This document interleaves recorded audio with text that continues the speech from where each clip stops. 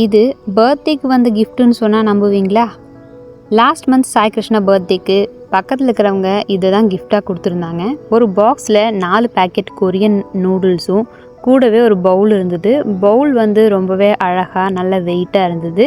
இது கூடவே சாப்ஸ்டிக்கும் கொடுத்துருந்தாங்க. இப்போ நம்ம இந்த கொரியன் ஸ்பைசி நூடுல்ஸ் செஞ்சு எப்படி இருக்குன்னு சாப்பிட்டு பார்த்துடலாமா? இந்த நூடுல்ஸில் போடுறதுக்காக மசாலாவும் கூடவே ட்ரைடு வெஜிடபிள்ஸும் இதிலே கொடுத்துருந்தாங்க. இதையெல்லாம் போட்டு இப்போ செஞ்சாச்சு. எப்படி இருக்குன்னு சாப்பிட்டு பார்த்துடலாம். இந்த சாப்ஸ்டிக்கில் எப்படி சாப்பிட்ணுன்னு சத்தியமாக எனக்கு தெரியாது. 2-3 டைம் ட்ரை பண்ணி பார்த்தேன். அதில் வந்து ஒன்றுமே வர மாட்டேங்குது. கடைசியாக கொஞ்சோண்டு வந்தது, அதை சாப்பிட்டு பார்த்தேன்.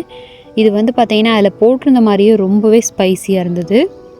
நல்ல காரசாரமாக சாப்பிட்றவங்களுக்கு இது ரொம்ப பிடிக்கும் போல் இருக்குது. பட் நம்மளுக்கு 4-5 ஸ்பூனுக்கு மேலே சாப்பிட முடியாது. நெக்ஸ்ட் வீடியோவில் பார்க்கலாமா? பாய்.